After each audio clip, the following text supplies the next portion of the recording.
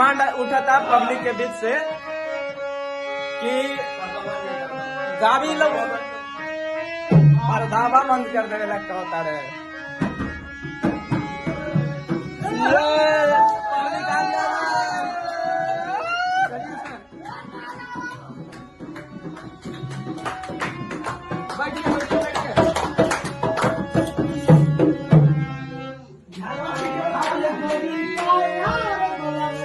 देख सकते हैं पूरा माहौल बन रहा है।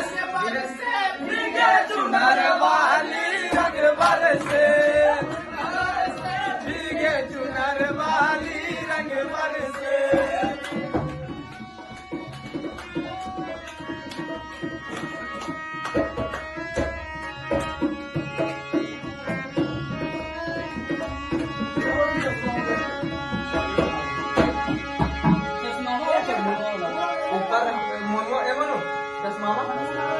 ऊपर रखिए चश्मा लगा के जरूरत पड़ा है। एक चश्मा ऊपर रखा होगा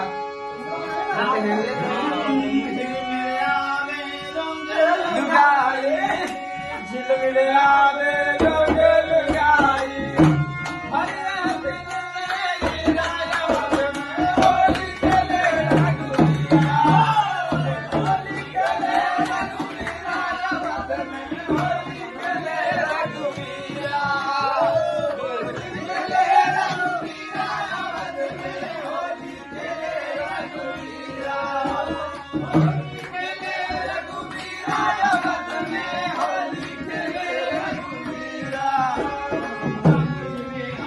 कनक पिचकारी दामन के हाथे कनक पिचकारी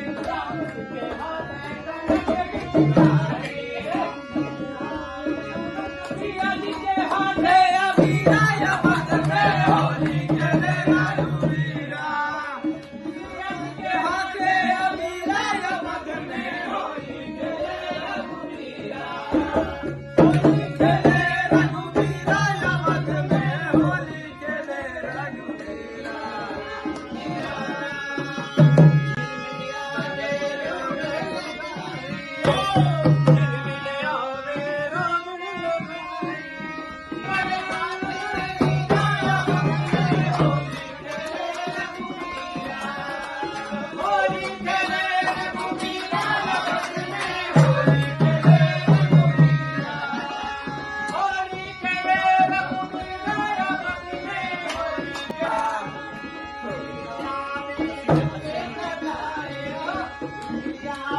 लोगे लुगाई